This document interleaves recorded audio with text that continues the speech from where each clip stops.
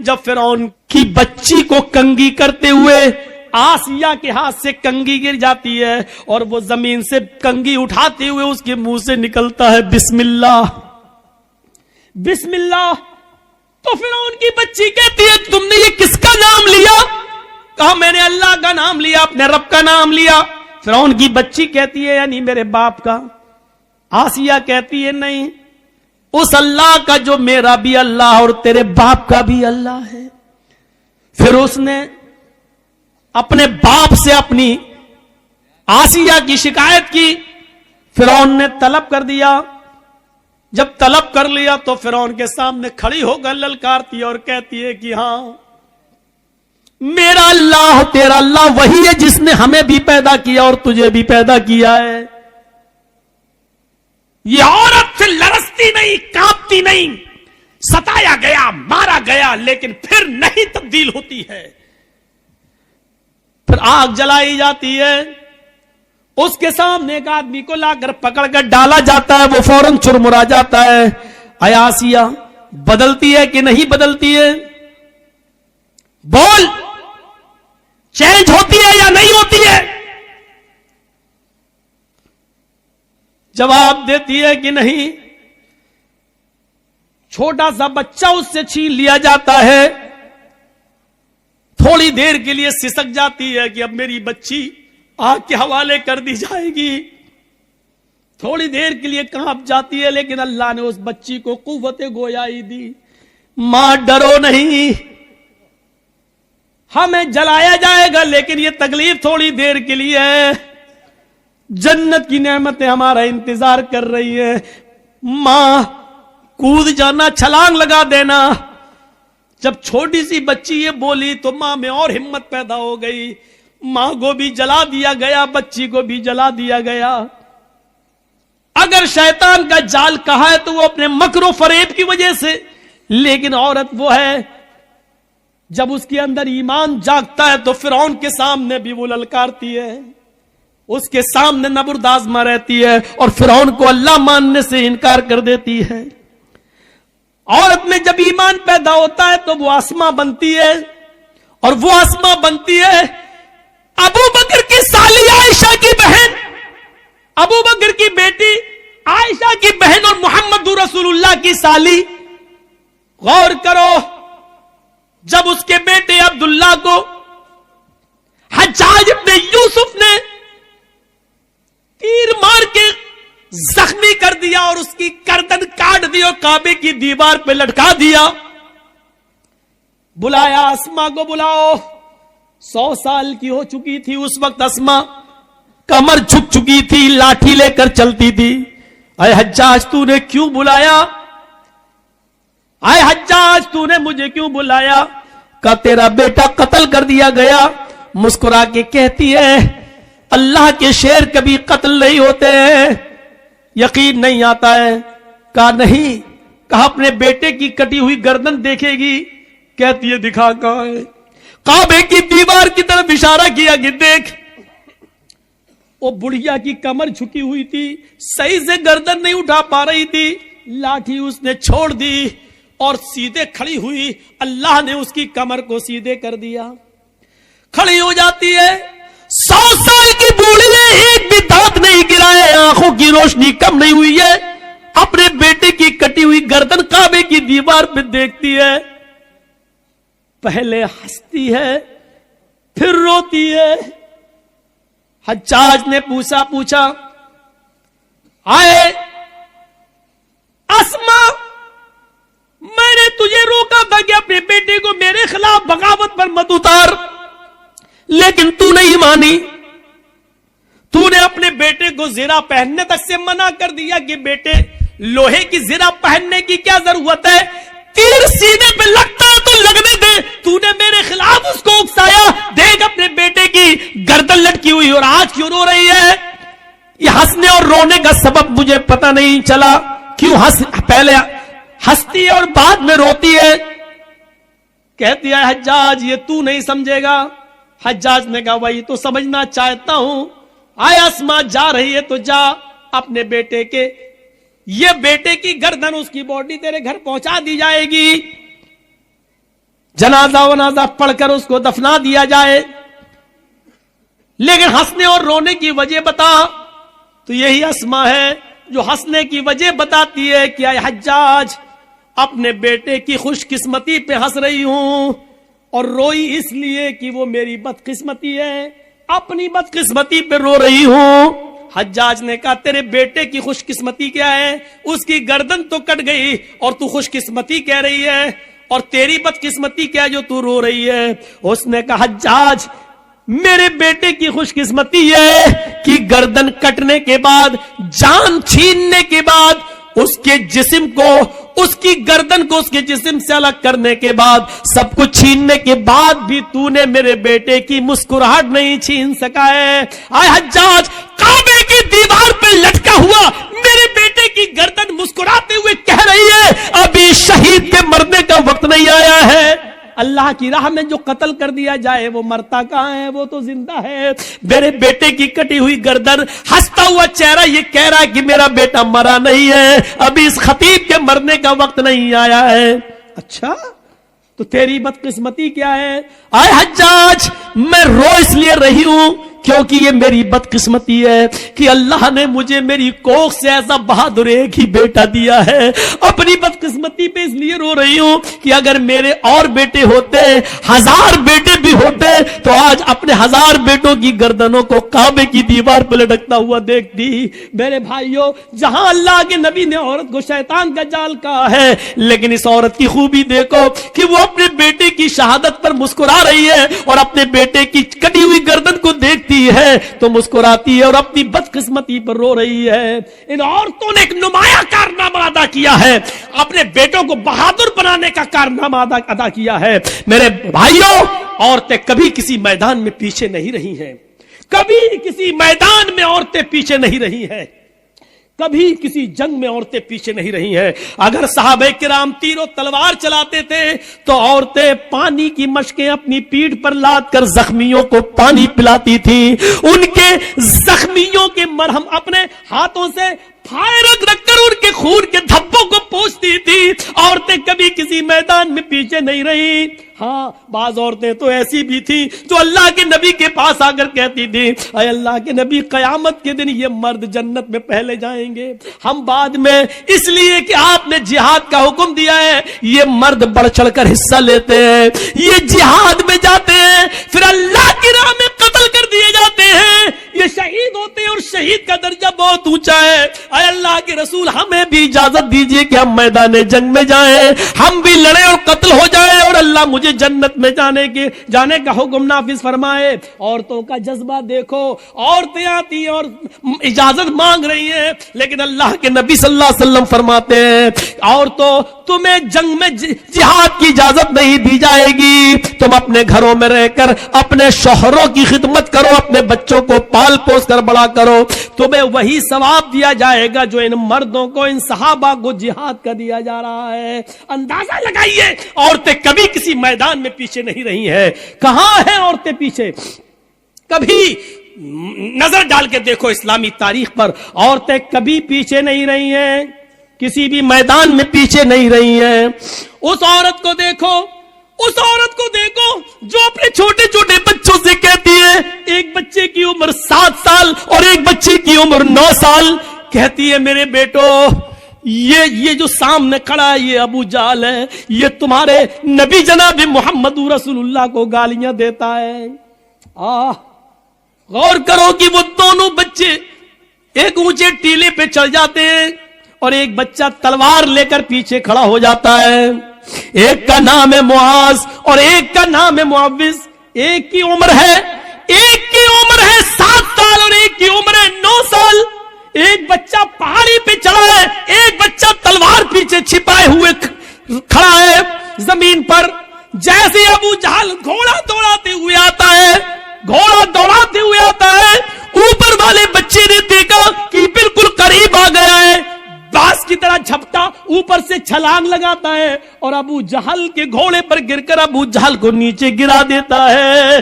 جیسے ابو جہل کو نیچے گراتا ہے 9 سال کا بچہ اس کی گردن پر تلوار مارتا ہے اور ابو جہل کی گردن کو کاٹ دیتا ہے. میرے بھائیو پوری گردن الگ نہیں کرتا ہے اور پیٹ پر وار کرتا ہے, گردن پہ تلوار چلاتا ہے. ابو جہل بالکل مرنے کے قریب ہے. معاذ کہتا ہے کہ ابو جہل کو میں نے قتل کیا. معوذ کہتا ہے کہ اس کو میں نے مارا. وہاں چند صحابہ کھڑے تھے, کہہ رہے ہیں کہ کیوں لڑتے ہو, تم نے کود کر اس کو گرایا, اس نے تلوار چلائی, اگر تم نے نہ گرایا ہوتا تو یہ کیسے مارتا, لہذا تم دونوں نے اس کے مارنے میں مدد کی ہے, لہذا تم دونوں نے مارا ہے. کیوں لڑتے ہو بھائی بھائی آپس میں کیوں لڑتے ہو؟ افرا تیری قسمت کا کیا کہنا, افرا تیری قسمت کا کیا کہنا, افرا تیری قسمت کا کیا کہنا. تو نے بچے بھی پیدا کیے تو اتنے بہادر کہ جب تک قیامت نہ آ جائے ان بچوں کی بہادری کو لوگ سلام کرتے رہیں گے. غور کیجئے, یہ ان بہادر بچوں کو جنم دینے والی ایک عورت تھی. ماں ایک باپ دو, ایک باپ سے ایک بچہ پیدا ہوا, باپ کا انتقال ہو گیا, ماں نے عدت گزاری, پھر دوسری شادی کی, دوسرے باپ سے دوسرا بچہ پیدا ہوا. لیکن ان دونوں بھائیوں کی محبت دیکھو, ایک کی عمر 7 ایک کی عمر 9 سال. افرا تیری قسمت کا کیا کہنا, تو نے بچے بھی جنے تو اتنے بہادر. ابو جہل قریش کے سردار کا قتل کیا تو عمر نے نہیں کیا, حمزہ نے نہیں کیا, علی نے نہیں کیا, ان بہادروں کے ہاتھوں نہیں مارا گیا. مارا بھی گیا ابو جہل تو ان چھوٹے چھوٹے معصوم بچوں کے ہاتھوں. اس لیے مرتے وقت وہ کہہ رہا تھا میری بدقسمتی کتنی ہے, میری بدقسمتی دیکھو, میں قریش کا جتنا بہادر سردار ہوں مارا بھی جا رہا ہوں ان چھوٹے چھوٹے معصوم بچوں کے ہاتھوں. محمد نے ان بچوں کو اتنا بہادر بنا دیا تو جوانوں کا حال کیا ہوگا. میرے بھائیوں ان بہادر بچوں کو جنم دینے والی بھی ایک عورت تھی. عورت کے کارناموں کو کبھی بھلایا نہیں جا سکتا ہے. یہ وہی خنسا تھی, یہ وہی خنسا تھی جو حالت کفر میں اپنے بھائی جب ان کو قتل کر دیا گیا تو روتی تھی, اپنے بھائی صخر کی یاد میں روتی تھی, اور جب بھی سورج نکلتا تھا اور بستر پہ سونے جاتی تھی تو روتی تھی, کہتی تھی یذکرنی طلوع الشمس صخرا اذکرہ لکل غروب شمس. اے سورج تو کیوں نکلتا ہے, مت نکلا کر. اے سورج تو پورب سے کیوں نکلتا ہے, ایسٹ سے کیوں چمکتا ہے, مت نکلا کر. جب تو نکلتا ہے تو مجھے میرے بھائی صخر کی یاد آ جاتی ہے. اے رات تو کیوں آتی ہے, اے سورج تو کیوں چھپ جاتا ہے, اے رات تو کیوں آتی ہے, جب بھی تو آتی ہے تو مجھے میرے بھائی صخر کی یاد آتی ہے. غور کرو, جو عورت خنسا اپنے دونوں بھائیوں کی یاد میں روتی ہو, اور اتنا روتی ہو کہ ہر صبح یہ کہتی ہو اے سورج تو کیوں نکلتا ہے, میرے بھائی کی یاد دلا دیتا ہے, اور رات میں سوتی ہے بستر پہ تو کہتی ہے رات تو کیوں آتی ہے, مجھے میرے بھائی صخر کی یاد آتی ہے. جو کافر تھی ابھی اپنے بھائیوں کی موت نہیں بھول پائی, لیکن جب سن 8 ہجری میں مسلمان ہوتی ہے, اسلام لاتی ہے, اور اس کے 8 سال کے بعد 16 ہجری میں جب جنگ ہوتی ہے قادسیہ, تو اس میں اپنے چاروں بیٹوں کو بھیجتی ہے, کہتی ہے کہ عمر کے اسلام کا جھنڈا نیچے نہیں آنے پائے. اے میرے بیٹوں, جس طریقے سے تمہاری ماں ایک ہے اسی طریقے سے تمہارا باپ بھی ایک ہے. اللہ کی قسم میں نے تمہارے باپ کی امانت میں خیانت نہیں کی ہے, یعنی میں نے کسی دوسرے مرد کا چہرہ نہیں دیکھا ہے. اے میرے بیٹو, اس دنیا میں نہیں تو جنت میں ہم تمہارا انتظار کریں گے. جھنڈا نیچے نہیں گرنا چاہیے. چاروں بیٹوں کو میدان جنگ میں بھیج دیا, اور ایک ایک کر کے چاروں بیٹے قادسیہ کی جنگ میں شہید کر دیے گئے. ایک شخص آتا ہے اور کہتا ہے اے خنسا, تیرے چاروں بیٹے میدان جنگ میں قتل کر دیے گئے, شہید کر دیے گئے. وہی چاروں بیٹے کہتے کہ بڑھاپے میں بیٹے ہی سہارا ہوتے اور آسرا ہوتے ہیں. ان چاروں بیٹوں کو کہ انتقال کی اور ان کی شہادت کی خبر سنتی ہے, جو اپنے بھائی کی موت کو نہیں بھلا سکی حالت کفر میں, جو اپنے بھائیوں کی موت کو روزانہ یاد کرتی تھی, لیکن آج جب وہ 4 بیٹوں کی شہادت کی خبر سنتی ہے تو آسمان پہ نظریں ڈالتی ہے اور کہتی ہے الحمدللہ الذی شرفنی بقتلہم. تمام تعریفیں اس اللہ کے لیے ہیں جس نے مجھے میرے بیٹوں کی شہادت سے مجھے سرفراز کیا ہے, مجھے میرے بیٹوں کی شہادت سے مجھے خوش کیا ہے. اپنے چاروں بیٹوں کی بہادری کی موت پر, ان کی شہادت پر ہنستی ہے, مسکراتی ہے. ان بچوں کی شہادت پر خوش ہونے والی بھی ایک عورت ہے. اگر عورت شیطان کا جال ہے. جب وہ مردوں کے لیے فتنہ بن جائے تو شیطان کا جال ہے, لیکن جب وہ عورت اپنے بچوں کے اندر ایسی بہادری اور جرأت پیدا کر دے تو ایک شیرنی ہے, وہ بہادر ہے, ایمان کی دولت اس کے اندر آ جاتی ہے. تو میرے بھائیوں, یہ ایک عورت ہی ہے جس نے اپنے بیٹوں کی شہادت پر فخر محسوس کیا ہے. ان بہادر بچوں کو پیدا کرنے والی بھی ایک عورت ہے. اس عورت کو دیکھو, دیناریہ, جس کا باپ میدان جنگ میں قتل کر دیا گیا, جس کا بھائی بھی ہے احد کے میدان میں شہید کر دیا گیا, جس کا بیٹا, باپ, بھائی سب میدان جنگ میں اور شوہر میدان جنگ میں قتل کر دیے گئے. ایک ایک آتا گیا اور کہتا گیا تیرا باپ میدان جنگ میں قتل ہو گیا, تیرا بھائی میدان جنگ میں قتل ہو گیا, تیرا بیٹا میدان جنگ میں قتل ہو گیا, اور لاسٹ میں کہا کہ تیرا شوہر بھی میدان جنگ میں قتل ہو گیا. چیخ کر کہتی ہے کہ مجھے میرے شوہر کے بارے میں مت بتاؤ, مجھے یہ بتاؤ کہ عائشہ کا شوہر کیسا ہے, مجھے یہ بتاؤ, مجھے میرے باپ کے بارے میں مت بتاؤ, مجھے یہ بتاؤ کہ فاطمہ کا باپ کیسا ہے. جب چاروں شہادتیں ہو گئیں تو نظریں آسمان پہ ڈال کے کہتی ہے الہ العالمین, جو کچھ تھا تیری راہ میں قربان کر دیا. کل جب تو ان کو جنت میں داخل کرے تو میں نے بھی بہت کچھ کھویا ہے, اللہ ان کے ساتھ مجھے بھی جنت دے دینا, کیونکہ میں نے بھی بہت کچھ کھویا ہے. اپنے شوہر, اپنے باپ, اپنے بھائی اور بیٹے, ان کی شہادت پر گھبراتی نہیں ہے, اور یہ کہہ رہی ہے کہ محمد صلی اللہ علیہ وسلم کیسے ہیں. جواب دیا الحمدللہ ان کو کچھ نہیں ہوا. کہ نہیں, مجھے چل کے دکھا. جب میرے باپ کو کچھ نہیں, میرا باپ شہید, میرا بیٹا شہید, میرا بھائی شہید, میرا شوہر شہید, اور تو کہہ رہا نبی کو کچھ نہیں ہوا, مجھے شکل دکھا. اس نوجوان نے کہا ماں آ میرے گھوڑے پر بیٹھ. اس نے گھوڑے پہ بٹھایا, خیمے پہ لے گیا اور اس نے پردہ ہٹایا. دیکھ محمد رسول اللہ ٹھیک ہے. اس نے اس چاند سے چہرے کو دیکھا, جس چہرے کو دیکھ کر کبھی حسان ابن ثابت نے کہا تھا وَأَحْسَنَ مِنْكَ لَمْ تَرَ قَطُّ عَيْنِي وَأَجْمَلَ مِنْكَ لَمْ تَلِدِ النِّسَاء. ایسا خوبصورت بیٹا, ایسا حسین بیٹا, وَأَحْسَنَ مِنْكَ لَمْ تَرَ قَطُّ عَيْنِي, میری آنکھوں نے آپ سے زیادہ حسین کسی کو دیکھا ہی نہیں, اور ایسا خوبصورت بیٹا میں آج تک دنیا کی کسی عورت نے پیدا ہی نہیں کیا جیسے محمد ہے. اس چہرے کو دیکھ کر کبھی حسان نے کہا تھا, اس چہرے پہ نظر پڑتی ہے, باپ کا غم بھول گئی, بیٹے کا غم بھول گئی, بھائی کا غم بھول گئی, پتی کا غم بھول گئی, اور چیخ کر کہتی ہے کل مصیبت بعدک جلل, کل مصیبت بعدک جلل, کل مصیبت بعدک جلل. آج میری ساری مصیبتیں دور ہو گئی محمد, تیرا چہرہ دیکھ کر میں باپ کا غم بھول گئی, میں شوہر کا غم بھول گئی, میں بھائی کا غم بھول گئی, میں سب کا غم بھول گئی. یہ عورت بھی تھی, یہ عورت میری ماں بہنوں, ان عورتوں پر دنیا فخر کر رہی ہے, تمہارے ننگے پن و بےہودہ پن پہ کون فخر کرے گا؟ اسلام کی محبت ہے تو مانو, نہیں ہے تو جو دل چاہے کرو. اللہ کے نبی نے فرمایا جب شرم و حیا کسی کے اندر سے نکل جاتی ہے تو اس کا جو دل چاہے وہ کر سکتا ہے. جب شرم و حیا نہیں تو جو دل چاہے کرے. اب اس کے اوپر کوئی چیز نہیں رہ گئی جب شرم و حیا ہی نہیں رہی. اللہ کے نبی چیخ کر کہتے ہیں ان اول ما یرفع عن حاذل امتی الحیاء والامانۃ, ہماری امت سے سب سے پہلے جو چیز اٹھائی جائے گی وہ حیا ہے, شرم ہے, سب سے پہلے یہ دور کر دی جائے گی. آج شرم و حیا بک چکی ہے, نیلام ہو چکی ہے. شرم و حیا نام کی کوئی چیز نہیں رہ گئی ہے, شرم و حیا نام کی کوئی چیز آج باقی نہیں رہ گئی ہے.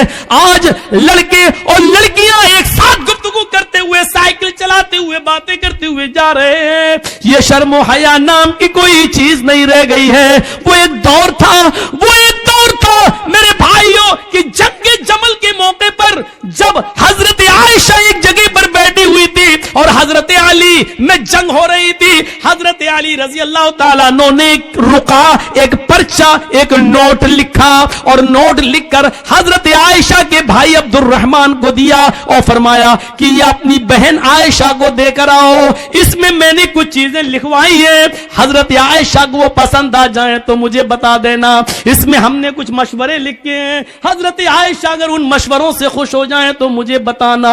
او میرے نوجوان ساتھیوں, آئے معظم پور کے لوگوں, آئے اس گاؤں میں رہنے والوں, آئے بنگال سے جڑنے والوں, سنو, حضرت عبد الرحمن حضرت عائشہ کے بھائی حضرت علی کا پرچہ لے کر آ رہے ہیں, گھوڑے پر بیٹھے ہوئے, گھوڑے کی پیر کی ٹھوکریں دھول اڑا رہی ہیں.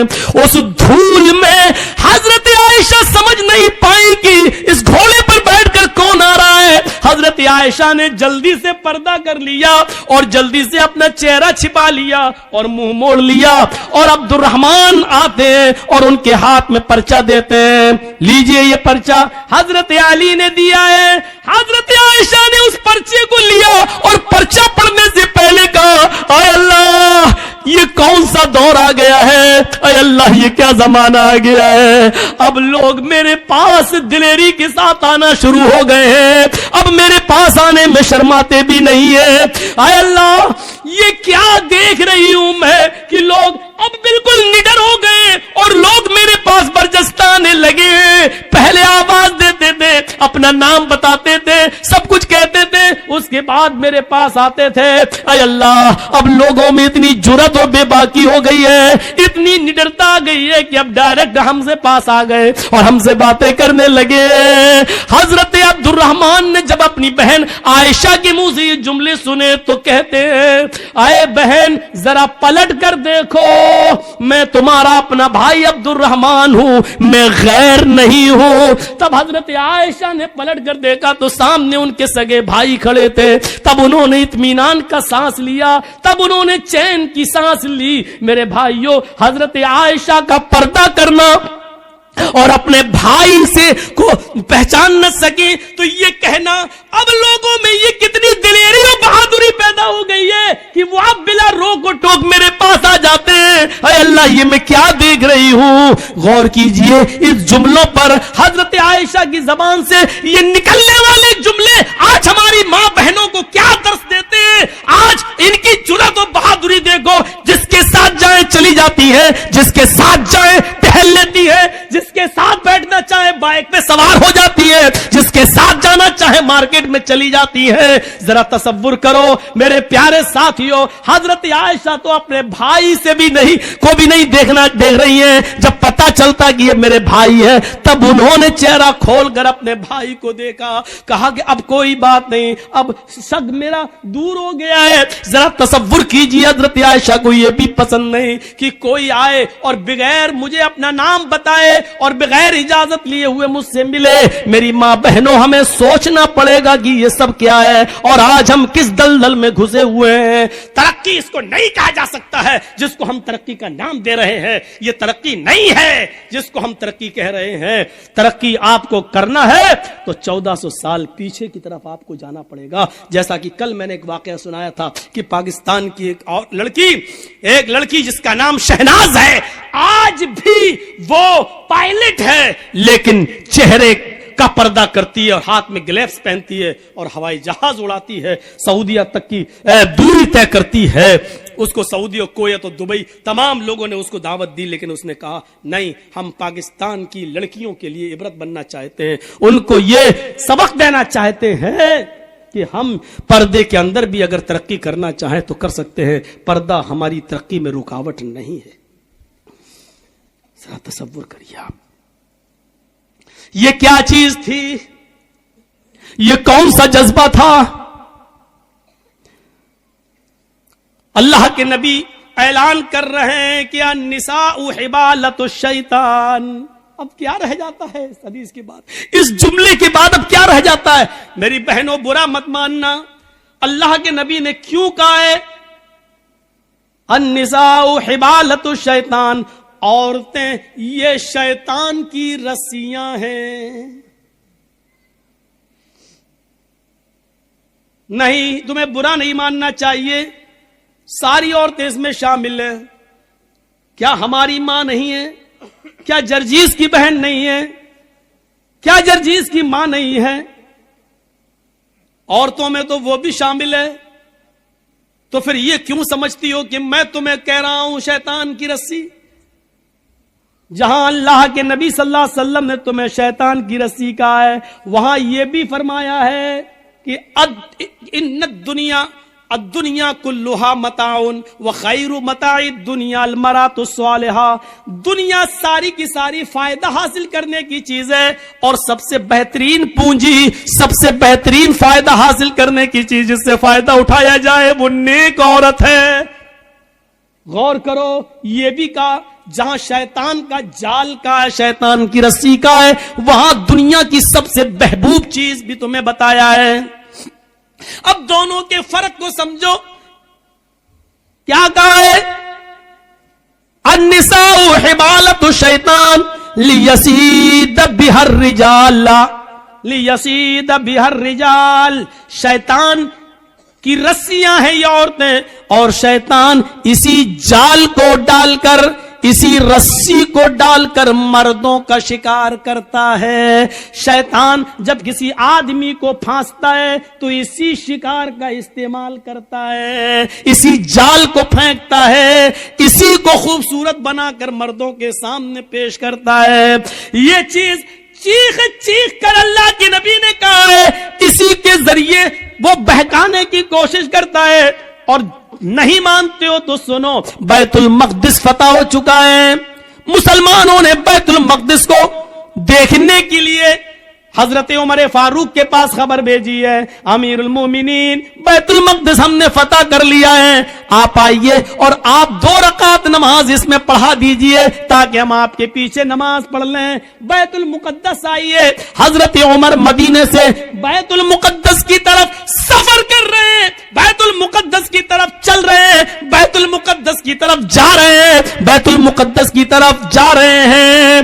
راستے میں یہودیوں کی بستی پڑتی ہے، عیسائیوں کی بستی پڑتی ہے، راستے میں یہودی بھی ہیں، عیسائی بھی ہیں، ان کی بستی پڑی ہوئی ہے۔ ان یہودیوں نے اور عیسائیوں نے اپنی اپنی لڑکیوں کو نیم برہنہ، آدھی ننگی لڑکیوں کو اپنے گھروں کی چھتوں پر کھڑا کر دیا ہے، اور یہ کہہ رکھا ہے کہ دیکھو اگر عمر کا کوئی بھی ساتھی تم میں سے کسی کو آواز دے یا اشارے سے بلائے تو تم میں سے کوئی بھی منع نہ کرے، جس کو بلائے وہ اس کے ساتھ چلی جائے۔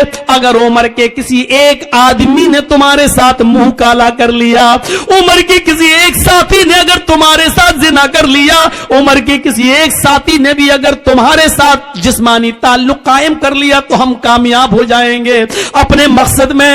یہودیوں نے اور عیسائیوں نے اپنی لڑکیوں کو نیم برہنہ اپنے گھروں کی چھتوں پر کھڑا کر دیا۔ غور کرو، یعنی شیطان نے اپنا جال بچھا دیا صحابہ کو بدنام کرنے کے لیے، صحابہ کو برباد کرنے کے لیے، صحابہ کے ایمان کو جھنجھوڑنے کے لیے، صحابہ کے ایمان کو ختم کرنے کے لیے۔ ادھر حضرت عمر فاروق کو جب یہ پتا چلا کہ ان یہودی اور عیسائیوں نے ایسا کر لیا تو انہوں نے حکم دیا کہ لوگوں میں پیچھے پیچھے چلوں گا، آگے آگے نہیں۔ سنو، یہودیوں کی لڑکیاں گندے اشعار پڑھیں گی، اپنی طرف تمہیں بلائیں گی، اپنی طرف تمہیں مائل کریں گی، میک اپ کیے ہوئے ہوں گی اور نیم برہنہ ہوں گی۔ آئے میرے ساتھیوں، تم لوگوں نے ایک لمبی جنگ لڑی ہے، کئی مہینوں سے تم اپنے گھر میں ہی گئے ہو سکتا ہے کہ تم میں سے کسی کو اپنی بیوی کی یاد آ رہی ہو، کیونکہ کئی مہینے تم جنگوں میں رہے ہو اور اپنے بال بچوں سے، اپنی بیوی بچوں سے تم ملے نہیں ہو، اس لیے ہو سکتا ہے تھوڑی دیر کے لیے تمہاری نظریں ان یہودی لڑکیوں پر ٹک جائیں، ان عیسائی لڑکیوں پر ٹک جائیں، اور یہ بھی ہو سکتا ہے کہ نظروں سے نظریں ملیں اور یہ تیر نظروں کے راستے سے دل کے اندر پیوست ہو جائے۔ کہیں ایسا نہ ہو کہ پھر تم میں سے کوئی غلط کام کر بیٹھے، میں ننگی تلوار لے کر باہر پیچھے پیچھے چلوں گا، اگر تم میں سے کسی ایک کی نظر یہودی کی لڑکی پر اور عیسائیوں کی لڑکی پر پڑے گی تو میری تلوار اس کی گردن کی اوپر چلے گی۔ تمہارے قرآن کا حکم ہے قل للمؤمنات یغضضن من ابصارهن ويحفظن فروجهن ولا يبدين زينتهن، کہ تم جب بھی بازاروں میں یا کہیں چلو تو اپنی نگاہیں نیچی کر کے چلو۔ یہ عورتوں کا حکم ہے تو تمہیں بھی حکم ہے قل للمؤمنین یغضوا من ابصارهم، آئے محمد کے ساتھیو تم بھی نگاہیں نیچی کر کے چلو۔ تمہیں بھی حکم ہے اپنی نگاہیں نیچی رکھنا اور قرآن کی آیت پڑھتے ہوئے نکل جانا، کوئی کسی کی طرف نظر اٹھا کر نہیں دیکھے گا۔ حضرت عمر نے جب یہ خطبہ دیا، سارے صحابہ نے اپنے دل کی گہرائیوں میں پیوست کر لیا اور چلنے لگے. جب چلتے چلتے یہودیوں کی بستی آئی. یہودیوں کی لڑکیاں اور عیسائیوں کی لڑکیاں اس منظر کو دیکھ رہی ہیں, اور جب یہ اس گاؤں سے گزرنے لگے, ان کی چھتوں کے پاس سے گزرنے لگے, تو ان کے میک اپ لائٹ مارنے لگے, ان کی خوبصورتی چمکنے لگی, ان کے حسن و جمال انگڑائیاں لینے لگے میرے بھائیوں. اور ساتھ میں سریلی اور میٹھی آواز میں بجنے والے گانوں نے میرے بھائیوں کانوں کے اندر ایک عجیب کھنکھناہٹ پیدا کر دی. لیکن جب وہ گانا گا رہی تھی تو محمد کے ساتھی عمر فاروق کے یہ ساتھی چیخ چیخ کر قرآن کی آیت پڑھنے لگے. قل للمؤمنین یغضوا من ابصارہم ویحفظوا فروجہم. قل للمؤمنین یغضوا من ابصارہم ویحفظوا فروجہم. تھوڑی دیر لگی ہے کہ آپ کا یہ قافلہ اور صحابہ کا یہ قافلہ تھوڑی دور نکل جاتا ہے. قرآن کی ان آیتوں کے آگے ان گانوں کی آوازیں مدھم پڑ جاتی ہیں, سلو ہو جاتی ہے. صحابہ کرام یہ قرآن کی آیتیں پڑھتے ہوئے آگے نکل جاتے ہیں. ان لڑکیوں کی طرف کبھی جھانک کر بھی نہیں دیکھا ہے. ان لڑکیوں نے سوچا ہمارے ماں باپ تو ہماری عزت کا سودا کرنے کے لیے تیار ہو گئے, لیکن عمر کے ساتھیوں نے ہماری طرف نظر اٹھا کر بھی نہیں دیکھا, ہماری عزت و آبرو کو محفوظ رکھا, کسی نے ہماری عزت و آبرو سے کھلواڑ نہیں کیا. لہذا یہی وہ لوگ ہیں جو آگے بھی ہماری شرمگاہ کی, ہماری عزتوں کی حفاظت کریں گے, ہماری باڈی اور ہماری جسموں کی حفاظت کریں گے, جنہوں نے ہمیں گھاس نہیں ڈالی. اگر ہم ان کی بیوی بن جائیں, ہم ان کی رفیق حیات بن جائیں, ہم ان کی شریک حیات بن جائیں, تو یہ ہمارا کتنا احترام کریں گے. وہ اپنی چادریں اوڑھ کر اپنا جسم چھپا کر گھروں کی چھتوں سے نیچے اترتی ہیں اور بھاگتی اور دوڑتی ہوئی جاتی ہے اور کہتی ہیں اے عمر کے ساتھیو, اے عمر کے ساتھیو, اے امیر المومنین کے ساتھیو, اکیلے کہاں چلے جا رہے ہو؟ ہماری عزت و آبرو کی حفاظت کر کے ہماری طرف نظریں اٹھا کر بھی نہ دیکھے اور چلے جا رہے ہو. ہمارے ماں باپ نے تو ہماری عزتوں کا سودا کر دیا تھا, لیکن تم نے ہماری عزت و آبرو کی طرف نظر اٹھا کر بھی نہیں دیکھا. تم ہی ہماری حفاظت کر سکو گے. تمہاری پاس جو کتاب ہے وہ کتاب ہمیں ایک نئی زندگی دے سکتی ہے, وہ کتاب ہی ہماری زندگی میں انقلاب پیدا کر سکتی ہے, وہ کتاب ہی ہماری زندگی میں ایک نیا رول ادا کر سکتی ہے. اے محمد کے ساتھیو, مجھے بھی اپنے ساتھ لیتے چلو, ایسے نہیں لے جا سکتے ہو تو میں کلمہ پڑھنے کے لیے تیار ہوں. اشہد ان لا الہ الا اللہ واشہد ان محمدن عبدہ ورسولہ. انہوں نے کلمہ پڑھا, پھر حضرت عمر فاروق نے ان کو درس دیا. آئے میری بہنوں, تم نے کلمہ پڑھ کر اسلام قبول کر لیا ہے, اب تم اپنی بستی میں رکی رہو. ہم بیت المقدس سے جب لوٹ کر واپس آئیں گے اور بیت المقدس سے جب ہم واپس مدینے کی طرف جائیں گے تو ہم تمہاری شادیاں کروائیں گے, ہم تمہیں کسی کی بیوی بنوائیں گے اور پھر تمہیں بھی اپنے ساتھ لے کر چلیں گے. ہاں ہاں, اسلام ہی تمہاری حفاظت کرے گا, اسلام ہی کے اندر تمہیں سکون ملے گا, اسلام ہی تمہیں عزت کی زندگی دے گا. میرے پیارے ساتھیوں, غور کیجیے آپ, یہ قرآن کی آیت کی وجہ سے اور یہودیوں نے دیکھو کہ یہ جال بچھا دیا تھا مسلمان صحابہ کو برباد کرنے کے لیے, لیکن قرآن کی آیتیں پڑھ کے یہ نکل گئے. اسی کو اللہ کے نبی نے کہا عورتیں شیطان کا جال ہیں, وہ اسی جال کو پھینک کر مردوں کا شکار کرتا ہے. بہت کم لوگ ہیں جو اس جال سے بچ پاتے ہیں. اپنے آپ کو بچانا ہے تو اس جال کو سے بچنا ہے. یہ ہے اسلام. آئیے ایک حدیث بتاتا ہوں آپ کو. اللہ کے نبی صلی اللہ علیہ وسلم مسجد کے اندر داخل ہوئے, مسجد نبوی, اپنی مسجد. جب مسجد میں داخل ہوئے تو ایک صحابی مسجد کے اندر لیٹے ہوئے تھے اور اس صحابی کا نام تھا جرحد. ابو داؤد کی روایت ہے, وہ اس صحابی کا نام تھا جرحد. تو مسجد کے اندر لیٹے ہوئے تھے اور ان کی لنگی گھٹنے سے اوپر آ گئی تھی. یہ یہاں یعنی یہ حصہ کھل گیا تھا. ران ہی بولتے ہیں نا آپ کے یہاں, چلیے اس کو ران بولتے ہیں. یہ حصہ کھل گیا تھا. کبھی کبھی پوچھنا پڑتا ہے, پتہ نہیں ہم ران کہہ دیں اور آپ سمجھ ہی نہ پائیں. تو گھٹنے سے اوپر کا حصہ ہے یہ ران کھل گیا. سو رہا ہے, سوتا مرتا برابر سو رہا, اور ران کھل گئی. اللہ کے نبی جب داخل ہوئے تو آپ کی نظر اس ران پہ پڑ گئی, فوراً نگاہ نیچی کر لی. سوچئے ران, ہم کیا کیا پہن کے نہاتے ہیں, کیا پہن کے ہم کھیلتے ہیں, کیا پہن کے ہم ٹرینوں میں سفر کر رہے ہیں. آج بہت سے لوگوں کو دیکھو اتنا انڈر ویئر پہنا ٹرین میں بھی سفر کر رہے ہیں, پتہ نہیں کیا. آج اتنا پہن کے لوگ کرکٹ بھی کھیل رہے ہیں. ارے مرد تو مرد, اتنا کپڑا عورتیں بھی پہن کے کھیل رہی ہیں. اولمپک دیکھ لو, ٹینس دیکھ لو. اب نام نہیں لوں گا میں, ضروری نہیں سب کا نام لیا جائے, اور نام لینے کی ضرورت کیا ہے. اسلام تو علی اعلان ایک حکم نافذ کرتا ہے, وہ کسی کے اوپر بھی جا سکتا ہے. تو اس صحابی کی جب ران کھل گئی تو اللہ کے نبی صلی اللہ علیہ وسلم نے ان کو آواز دے کے اٹھایا, جرحت جرحت جرحت. حضرت جرحت اٹھے کیا, تو آپ نے جو جملہ کہا, اما علمت ان الفخذ عورت, دیکھیے جملہ اور اس پہ لفظ کیا, عورت. ان الفخذ عورت, اے جرحت اما علمت, کیا تمہیں نہیں معلوم, اما علمت کیا تمہیں پتا نہیں ہے, اما علمت کیا تمہیں یہ بات نہیں بتائی گئی, کیا تم اس بات سے واقف نہیں ہو, کیا اس بات سے تمہیں خبردار نہیں کیا گیا, کیا تمہیں نہیں معلوم ان الفخذ عورت, کی ران بھی برہنہ ہے, ران بھی ستر ہے, ران بھی ننگے پن میں شامل ہے, یعنی ران کو بھی چھپایا جائے گا. ان الفخذ عورت, یہ ران بھی چھپانے کی چیز ہے, ستر ہے. اب سوال یہ پیدا ہوتا ہے, گھٹنے سے اوپر کا حصہ کھل جائے تو وضو ٹوٹتا ہے یا نہیں ٹوٹتا ہے, یہ ایک الگ مسئلہ ہے. ران کھل جانے سے یا گھٹنے کا اوپر کا حصہ کھل جانے سے وضو نہیں ٹوٹتا ہے, یہ بات یاد رکھیے گا. بہت سے لوگ ران کھول کے لنگی اوپر ہو گیا, وہ وضو کر وضو کر وضو کر. ابے تیرے باپ کے فتوے کہاں سے لایا تو؟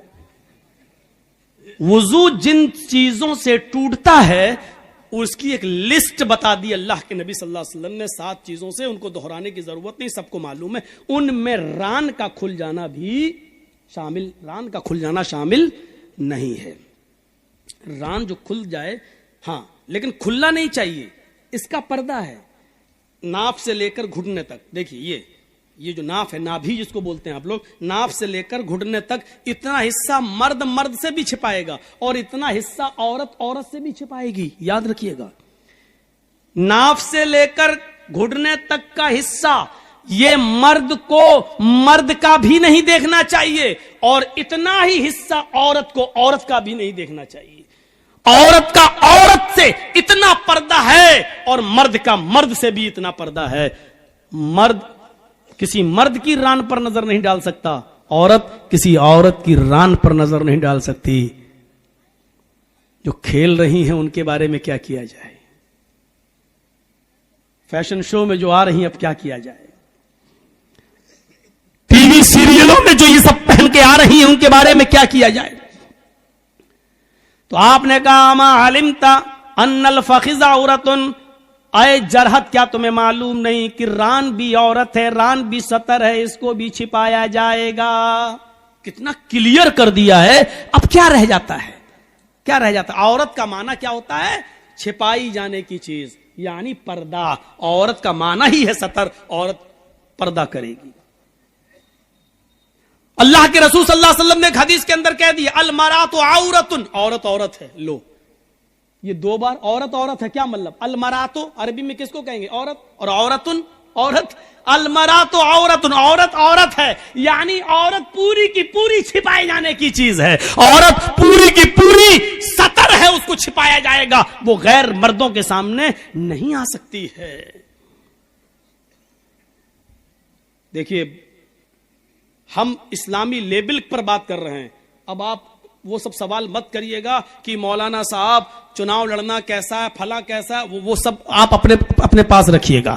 وہ اپنے انڈین حالات کے تحت و مد نظر آپ اپنا فیصلہ کیجئے گا. یہاں ہمیں آپ نے راجنیتی سنانے کے لیے نہیں بلایا ہے, یہاں قرآن و حدیث سنانے کے لیے آپ نے بلایا. اس لیے میں قرآن اور حدیث کا, بہت سی ڈبیٹیں ہوں گی, نہیں دکھاؤ اسلام میں کہاں ہے, ٹی وی میں چل رہا ہے, ڈیبیٹ چل رہی ہے, ہمارے موبائل میں کچھ ایپ ایسے بھی ہم نے ڈاؤن لوڈ کر رکھے ہیں کہ کبھی کبھی سفر میں ہم سن لیں کہ زی نیوز کیا کہہ رہا ہے, انڈیا ٹی وی کیا کہہ رہی ہے, تو ہم لوگ سنتے رہتے ہیں. ڈیبیٹ میں ایک نے تو یہاں تک کہہ دیا, کوئی لڑکی نے کسی مولانا ڈیبیٹ میں آئے تھے, ان سے کہا کہ آپ قرآن کی کوئی ایک ایسی آیت دکھا دو, ایک ایسی آیت دکھا دو کہ جس میں عورت کو حجاب کا حکم دیا گیا ہو, پردے کا حکم دیا گیا ہو. اس طریقے کی ڈیبیٹیں ہو رہی ہیں میرے بھائیوں, اس طریقے کی ڈیبیٹیں.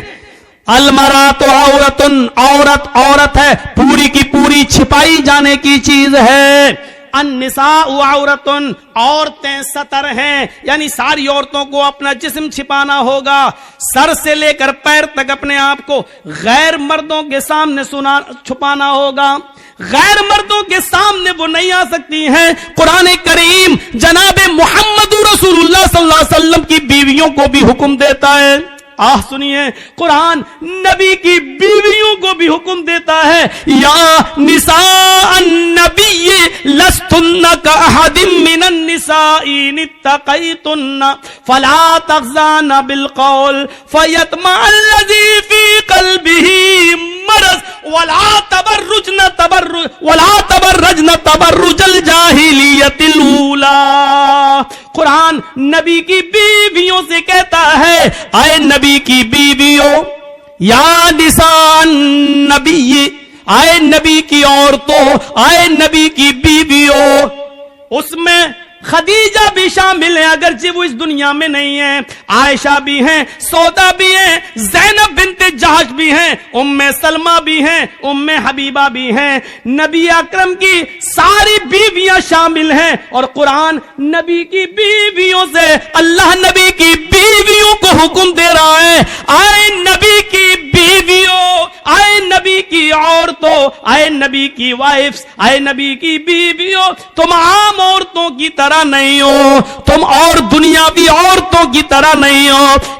یا نساء النبی لستن کاحد من النساء, تم دنیا کی اور عورتوں کی مثل نہیں ہو, ان کی طرح نہیں ہو. ان اتقیتن, اگر تم اللہ سے ڈرتی ہو تو, اگر تم اللہ والی ہو تو, اگر اللہ کا خوف تمہارے اندر ہے تو تم اور عورتوں کی طرح نہیں ہو. فلا تخضعن بالقول, آئے نبی کی بیویوں, اگر تمہارے پاس کوئی آ جائے اور تم سے گفتگو کرنے لگے تو تم ماں ہو سب کی, اس لیے آئے نبی کی بیویوں, جب تم سے کوئی آدمی بات کرنا چاہے, گفتگو کرنا چاہے, تو تم ان سے گفتگو کر سکتی ہو, بات چیت کر سکتی ہو, لیکن بات چیت کرتے ہوئے تمہارا لہجہ نرم نہیں ہونا چاہیے. فلا تخضعن بالقول, تمہاری بات چیت میں نرمی نہیں ہونی چاہیے, تمہاری بات میں مٹھاس نہیں ہونی چاہیے. جب تم کسی سے گفتگو کرو تو تمہاری آواز میں سریلا پن, میٹھا پن نہیں ہونا چاہیے, بلکہ معمولی سختی ہونی چاہیے. لہجے کے اندر تھوڑا کڑک پن ہونا چاہیے. اگر تم نرمی سے بات کرو گی, اگر تم سویٹ بن کر, سافٹ ہو کر تم کسی سے گفتگو کرو گی, فیطمع الذی فی قلبہ مرض, تو جن مردوں کے دلوں میں بیماری ہے, عشق کا بھوت اور پیار کا بھوت بہت جلدی ان پر چڑھتا ہے.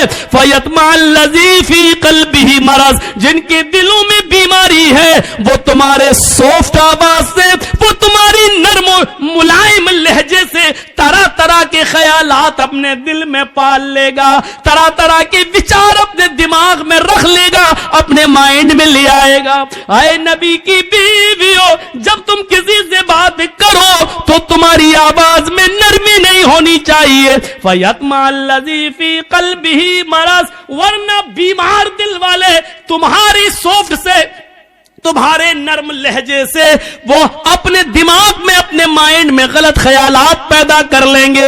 یعنی شاید یہ سوچ لیں, ہوتا نا کسی نے جی ہاں ہنس کے مسکرا کے تھوڑی سی بات کر لیں, تو اب بار بار فون ہوتا ہے, رانگ نمبر لگ گیا. اب ہم کو پڑھا رہے ہو, یہ رانگ نمبر جو بار بار لگ رہا ہے, کیوں لگ رہا ہے؟ کیوں؟ یہ اسی سافٹ پن کا نتیجہ ہے.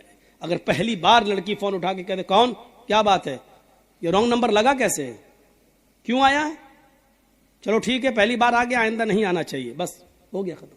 گالی بھی نہ دو، ہٹ ہٹ چل، یہ بھی مت، یہ کچھ کہنے کی ضرورت نہیں ہے، بس آواز میں تھوڑی سی سختی ہو، نرم لہجہ نہ ہو، دوبارہ آپ کے پاس فون نہیں آئے گا. ارے بڑی ٹائٹ ہے. فَيَطْمَعَ الَّذِي فِي قَلْبِهِ مَرَضٌ. آئے نبی کی بیویوں، اس طریقے کی بات نرم لہجہ نہیں ہونا چاہیے.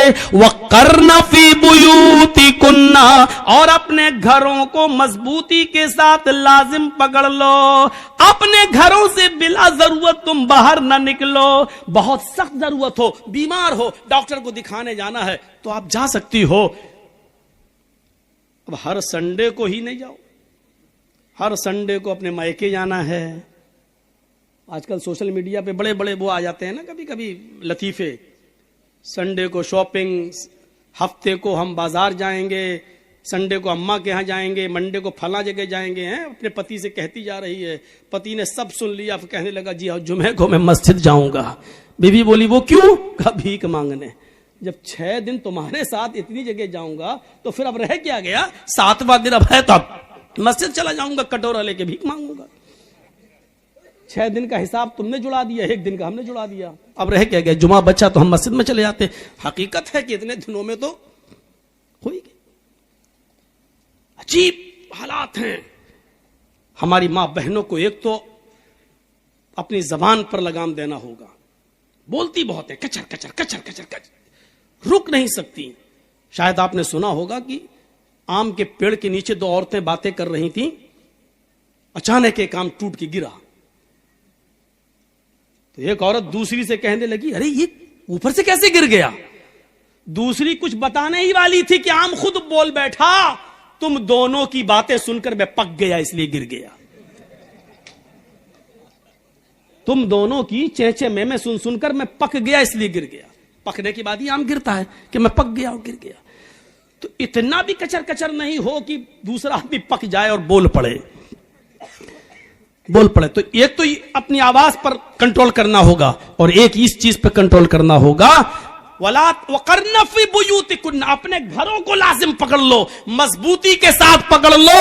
وَلَا تَبَرَّجْنَ تَبَرُّجَ الْجَاهِلِيَّةِ الْأُولَى، اور اے نبی کی بیویوں زمانے جاہلیت کا بناؤ سنگار کر کے باہر نہ نکلا کرو.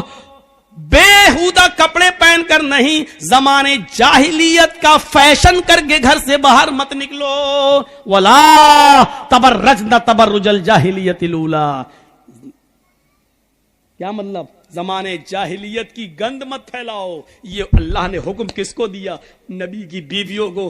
غور کرو، اللہ اگر کسی کو اجازت دیتا فیشن کرنے کی اور گھر سے باہر جب چاہا تب نکل جانے کی، تو اللہ تعالیٰ نبی کی بیویوں کو اجازت دیتا، اس لیے کہ نبی کی بیویوں سے زیادہ پاک دامن عورت کوئی ہو ہی نہیں سکتی. اور دوسری بات، نبی کی بیویوں کو اس لیے بھی حکم مل سکتا تھا کہ وہ تو تمام دنیا کے مسلمانوں کی ماں ہیں، اور ماں بیٹے کے درمیان تو کوئی پردہ ہوتا ہی نہیں ہے. لیکن اس کے باوجود اللہ تعالیٰ نے نبی کی عورتوں کو پردے میں رہنے کا حکم دیا ہے، اور کیا کہا؟ اپنے گھروں کو لازم پکڑ.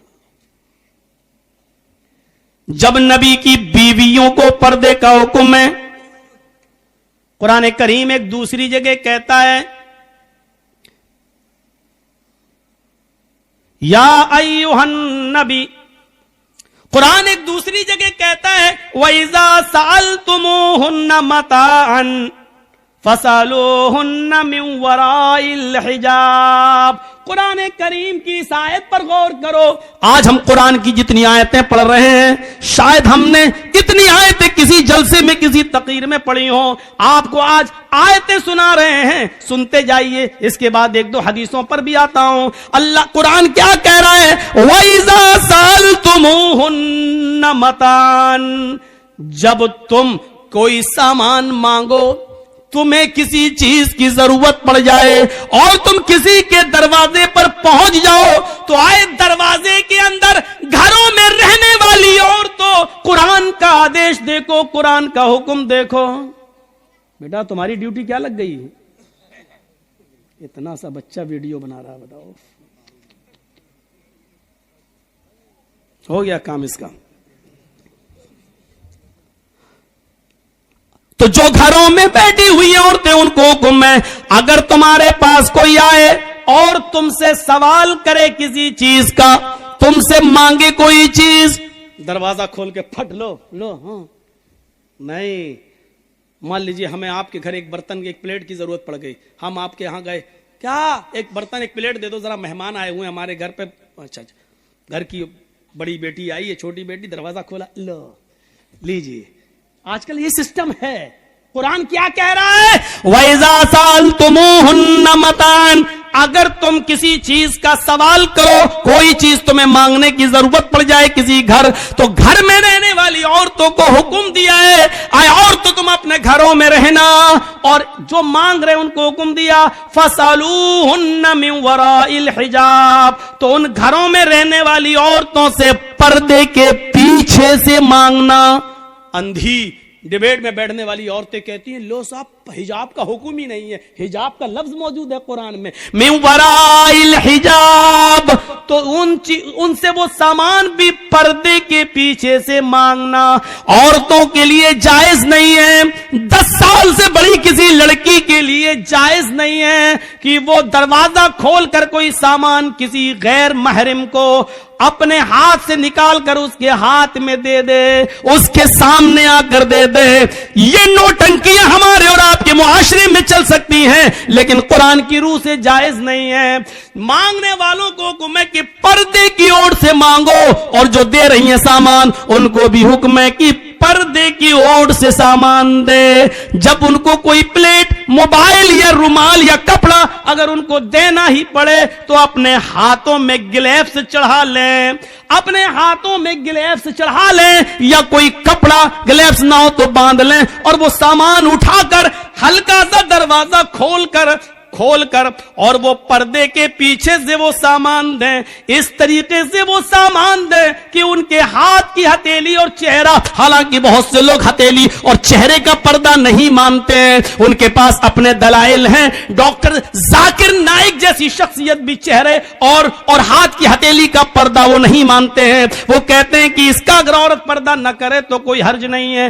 اپنے دلائل و تحقیق ہو سکتی ہے میرے پیارے ساتھیوں, لیکن قرآن کی اس آیت سے استدلال کرتے ہوئے میں تو یہی کہتا ہوں کہ جب عورتوں کو پردے کی اوٹ سے حکم ہے تو میرے بھائیوں, اگر اسلام کے اندر سے چہرے کو ہٹا لیا جائے, اگر پردے سے ہاتھ کی ہتھیلی کو ہٹا لیا جائے اور پردے میں چہرہ نہ مانا جائے تو پھر رہ گیا جاتا ہے رہا جسم. تو جسم کا پردہ تو دنیا کی ساری عورتیں ہی کرتی ہیں, ہر مذہب کی عورتیں ہی کرتی ہیں. چہرہ ہی تو اٹریکشن پیدا کرتا ہے, چہرہ ہی تو ایسا ہے کہ جو دلوں کے اندر کشش پیدا کرتا ہے, اٹریکٹ کرتا ہے, اسی لیے چہرے کو کا بھی پردہ ہونا چاہیے. آئیے قرآن کی اس آیت کو سننے کے بعد ہم اس نتیجے پر پہنچتے ہیں کہ قرآن کی اس آیت پر ہم غور کر کے دیکھ لیں کہ عورتوں کو حکم ہے کہ مردوں کو کہ پردے کے پیچھے سے ان سے سامان مانگو, گھر میں گھس کر کوئی سامان آپ نہیں مانگیں. اس میں حجاب کا لفظ موجود ہے. آئیے قرآن کی ایک تیسری آیت کی طرف ہم آپ کو لے کے چلتے ہیں. قل للمؤمنات یغضضن من ابصارهن ويحفظن فروجهن ولا يبدين زینتهن الا ما ظهر. یہی الا ما ظہر ہے جس سے بعض لوگ چہرے اور ہاتھ کی ہتھیلیوں کا پردہ نہیں مانتے ہیں. ترجمہ دیکھو, قل للمؤمنات یغضضن من ابصارهن, اے مومنہ عورتوں, نبی اپ مومنہ عورتوں سے کہہ دو, مسلمان عورتوں سے کہہ دو, کیا کہہ دو, یغضضن من ابصارهن, اگر ضرورت کے تحت ان کو گھر سے باہر نکلنے کی ضرورت پڑی جائے. دیکھو ان کو بند کراؤ, بچے ہیں یار, اس وقت کیا کر رہے ہیں یہ, بھول جاتا ہوں میں. قل للمؤمنات یغضضن من ابصارهن, اگر تمہیں ضرورت کے تحت کہیں نکلنے کی ضرورت پڑ ہی جائے تو نکل تو سکتی ہو, لیکن نکلتے وقت بھی ایک پابندی کر دی, ایک باؤنڈری بنا دی. کیا کرو, یغضضن من ابصارهن, اپنی نگاہیں نیچی رکھو گی. یغضضن من ابصارهن, اپنی نگاہوں کو تم نیچا رکھو گی. وَيَحْفَظْنَ فُرُوجَهُنَّ, اپنی شرمگاہ کی حفاظت کرو گی. من مانے کپڑے پہن کر جاؤ یہ نہیں چلے گا, ڈھیلے ڈھالے کپڑے پہننا پڑیں گے, اتنے لوز کپڑے کی جس سے تمہارے جسم کا نشیب و فراز بناؤ سنگار دکھائی نہ دے, تمہارے جسم کا ایک ایک حصے کا پارٹ دکھائی نہ دے. اتنا لوز کپڑا تمہیں پہننا ہوگا کہ کوئی آدمی آئیڈیا نہ لگا سکے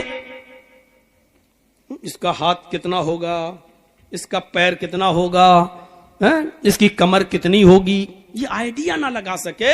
وَيَحْفَظْنَ فُرُوجَهُنَّ, تمہیں اپنی ستر اپنی شرمگاہ کی حفاظت کرنا ہوگی. وَلَا يُبْدِينَ زِينَتَهُنَّ, جتنا بھی زیب و زینت, جتنا بھی بناؤ سنگار, جتنی بھی لپسٹک, جتنی بھی کریم, جتنی بھی پاؤڈر, جتنا بھی زیور اور جتنا بھی خوبصورت اور اٹریکٹ کرنے والے کپڑے تمہیں پہننا ہو, اپنے گھر میں پہن سکتی ہو, اپنے شوہر کے سامنے پہن سکتی ہو, جتنی کریم لپسٹک لگا سکتی ہو لگا لو, جتنا میک اپ کرنا چاہو کر سکتی ہو, لیکن جب ضرورت کے تحت گھر سے باہر نکلو تو وَلَا يُبْدِينَ زِينَتَهُنَّ, تو تمہارے بناؤ سنگار, تمہاری زیب و زینت غیر مردوں کے سامنے ظاہر نہیں ہونی چاہیے, غیر مردوں کے سامنے نہیں آنی چاہیے. عورت کا لپسٹک لگا کر گھر سے باہر نکلنا حرام, عورت کا خوشبو لگا کر گھر سے باہر نکلنا حرام, عورت کا عطر لگا کر پرفیوم لگا کر گھر سے باہر نکلنا حرام. یہاں تک کہ عورت خوشبودار کوئی چیز, کوئی تیل ہی کیوں نہ ہو, ڈابر آنولا یا چمیلی, اگر یہ تیل بھی لگا کر گھر سے باہر نکلتی ہے تو اس کے لیے یہ بھی حرام. میں حرام بول رہا ہوں, ناجائز نہیں, حرام, تاکہ ہمیں سمجھ میں آ سکے کہ ہماری کلچر کیا ہونا چاہیے اور اسلام میں کتنا زبردست عورت کو رکاوٹ ہے کہ تم یہ چیزیں گھر سے باہر لگا کر نہیں. ہاں اپنے گھر میں رہو تو پوری بوتل اڑٹ لو عطر کی, کوئی منع نہیں کر رہا. گھر میں جو چاہو وہ پہنو, کوئی منع نہیں کرتا تمہیں, پہنو نہ پہنو کوئی فرق نہیں پڑتا. کلیئر, گھر کے اندر وہ بھی صرف شوہر کے سامنے. آج کل تو جوائنٹ فیملی رہتی ہے, اب یہ تھوڑی کہا دیا جائے گا کہ جوائنٹ فیملی میں بھی جہاں سسر رہتا ہو, دیور رہتا ہو, جیٹ رہتا ہو, ادھر بھی پہن سکتے, نہیں. گھر کا مطلب شوہر والا روم, گھر کا مطلب خاص وقت اور خاص ٹائم. اب بھائی اس سے زیادہ تو ہم بولیں گے تو آپ کہو گے بڑا بیہودہ مولوی ہے. اس مولوی کو اب یہ باتیں یاد آ رہی ہیں, اس سے زیادہ تو ہم نہیں جا سکتے. کیا کہا, وَلَا يُبْدِينَ زِينَتَهُنَّ, اور اپنے بناؤ سنگار کو غیر مردوں کے سامنے ظاہر نہ کریں. إِلَّا مَا ظَهَرَ مِنْهَا, مگر جو خود بخود ظاہر ہو جائے. اب خود بخود ظاہر ہونے کا مطلب کیا ہے, عورت بیچاری پلیٹ اتار رہی ہے اوپر سے, کمرے میں آپ اور آپ کا دوست بیٹھا ہوا ہے, لیکن بیوی پردہ اردہ کر کے آئی, سب کچھ آئی, اب وہ پلیٹ اتار رہی ہے اوپر سے, اب اس کی آستین سرک کے ادھر آ گئی, مطلب پہنے ہوئے قمیص سرک کے ادھر آ گئی, تو یہ خود بخود ظاہر ہو گیا. تو الا ما ظہر منها, یہ چیز ہے کہ اب پلیٹ اتار رہی ہے یا کوئی چیز اتار رہی ہے, اس میں اب آستین نیچے آ جائے اور ہاتھ کی ہتھیلی یا تھوڑی سی کلائی وغیرہ نظر آ جائے تو اس میں کوئی حرج نہیں ہے, کیونکہ یہ چیز خود بخود ظاہر ہو گئی ہے, تمہارا ارادہ نہیں تھا ظاہر کرنے کا.